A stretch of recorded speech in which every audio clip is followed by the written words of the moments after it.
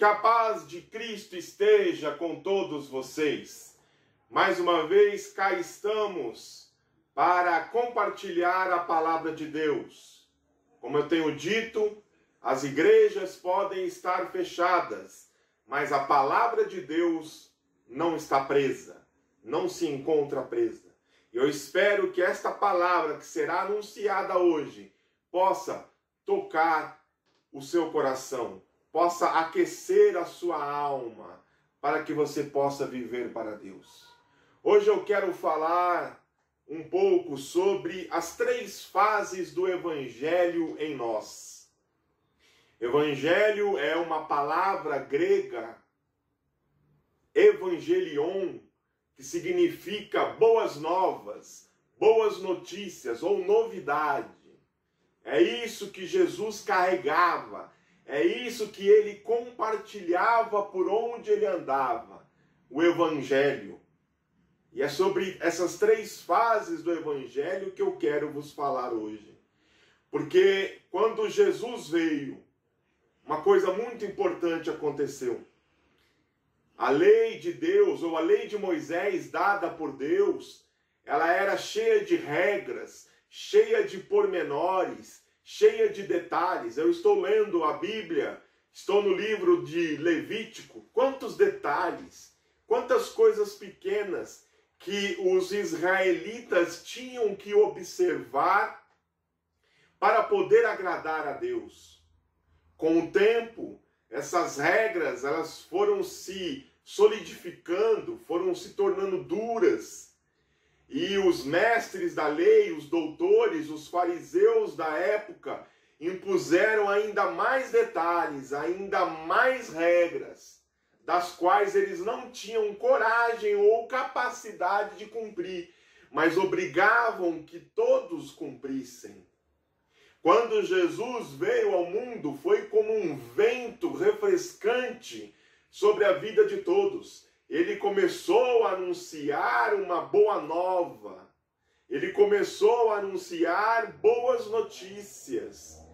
E é sobre isso que quero falar, sobre as 3 fases do Evangelho na nossa vida. Bendito seja o nome do Senhor.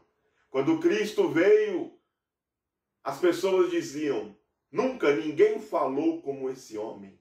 O que tinha de tão impactante nessa mensagem? Então, a primeira referência das 3 que eu quero ler com você é sobre o Evangelho da Graça. Está no livro de Atos, no capítulo 20 e no verso 24. Mas em nada tenho a minha vida por preciosa, contanto que cumpra com alegria a minha carreira e o ministério que recebi do Senhor Jesus, para dar testemunho do Evangelho da graça de Deus. Bendito seja o nome do Senhor.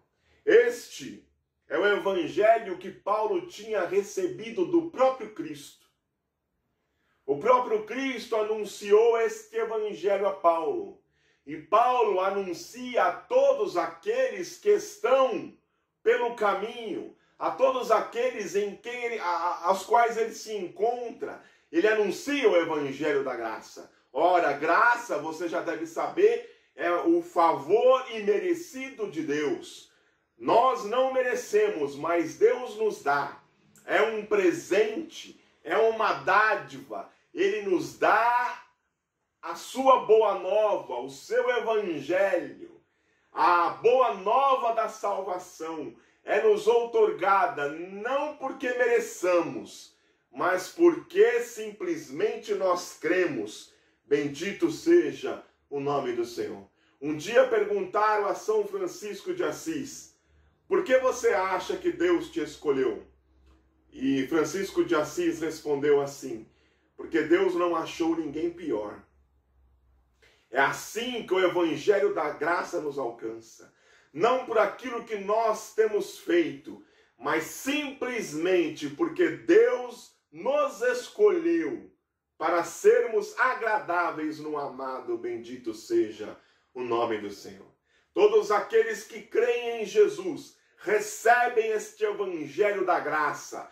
é-lhes outorgado este evangelho, evangelho que nos dá a salvação, assim como deu para aquele ladrão crucificado à direita de Jesus. Ele não fez absolutamente nada. Ele não praticou nenhuma boa obra. Ele simplesmente creu que estava pregado ali junto com ele o Deus Criador, o Deus da salvação. E ele pediu para que Jesus se lembrasse dele. Isso bastou para que ele pudesse ter sido salvo. Bendito seja o nome do Senhor. Assim como diz Paulo, que o evangelho nos alcança, sendo nós ainda pecadores.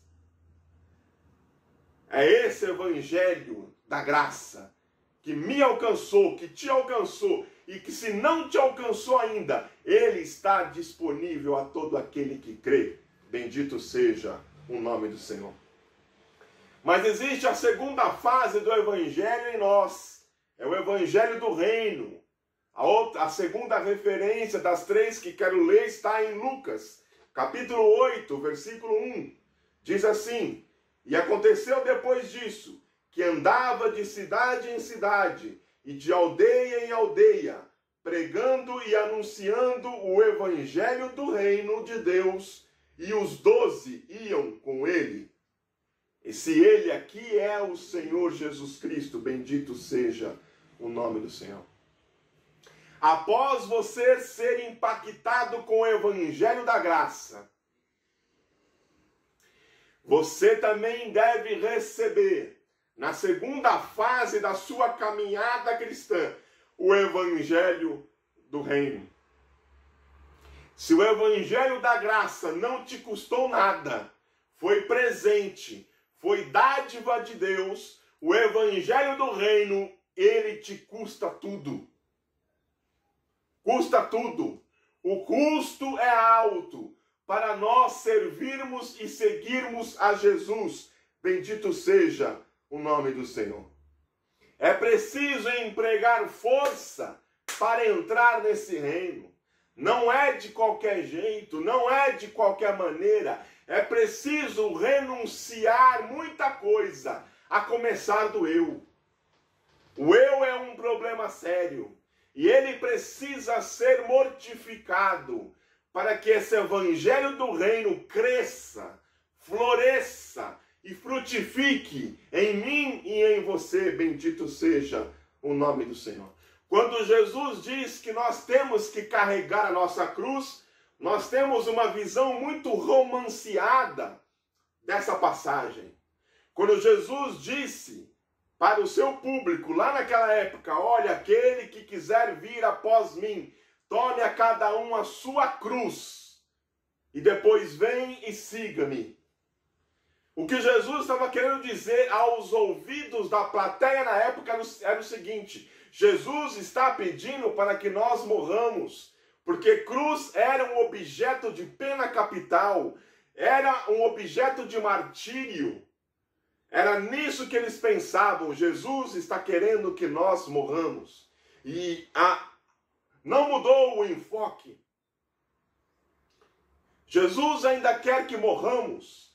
Se não literalmente, mas pelo menos a nossa carne, ela precisa ser mortificada para que o evangelho do reino floresça em nós. Bendito seja o nome do Senhor. Esse é o momento em que a maioria de nós estamos. Nós um dia aceitamos o evangelho da graça. E agora, hoje, nós lutamos dia a dia pelo evangelho do reino, para que o evangelho do reino frutifique em nós. Esse é o momento que nós nos encontramos. Esse é o momento em que nós estamos vivendo, passando por tudo isso que estamos passando, pelos problemas, pelos reveses, por essa pandemia, por tudo aquilo que nos rodeia. Nós ainda assim temos que provar que o evangelho do reino vive em nós, está em nós, frutifica em nós, glória a Deus. Mas ainda existe um evangelho a ser demonstrado em nós.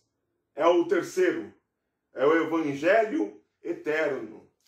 Apocalipse, capítulo 14, versículo 6.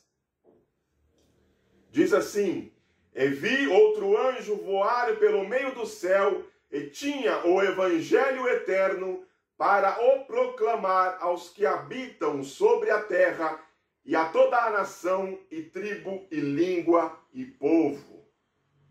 Este evangelho nós ainda não vivenciamos. Não está ainda presente em nossa dimensão. Ele será revelado ou quando nós deixarmos esse tabernáculo terrestre por ocasião de nossa morte, ou quando Jesus Cristo voltar e arrebatar a sua igreja, onde seremos transformados e teremos um novo corpo para estarmos diante do Senhor Jesus. Aí sim esse evangelho será proclamado. Aí sim nós viveremos esse evangelho. Quando isso acontecer, nós estaremos ao lado de Jesus. Nós reinaremos com Ele, nós julgaremos com Ele. E será visto nesse dia eterno a diferença daqueles que creram na palavra, que creram no evangelho, que creram na pessoa bendita de Jesus, daqueles que não creram, daqueles que não quiseram, daqueles que não desejaram, daqueles que deram ocasião à própria carne, em vez de pensar nas coisas de Deus, nas coisas espirituais, nas coisas eternas. Bendito seja o nome do Senhor. Para concluir esta minha pequena mensagem, eu quero dizer que o evangelho continua disponível hoje. As boas novas, as boas notícias, a novidade de vida que Deus tem para o ser humano, continuam disponíveis hoje para qualquer um que crê. Deus não requer nada de você além da sua fé, além da sua entrega, além do seu arrependimento. Essa mensagem está disponível e é para você que eu falo agora. Se você ainda não crê em Jesus, se você ainda não segue Jesus, esse é o momento. Aceite esse evangelho da graça. Viva esse evangelho do reino. E você irá presenciar e vivenciar o evangelho eterno ao lado de Jesus no céu. Bendito seja o nome do Senhor. Que você seja confrontado com essas palavras. Que você seja consolado por essas palavras. E que Deus abençoe a sua vida em nome de Jesus.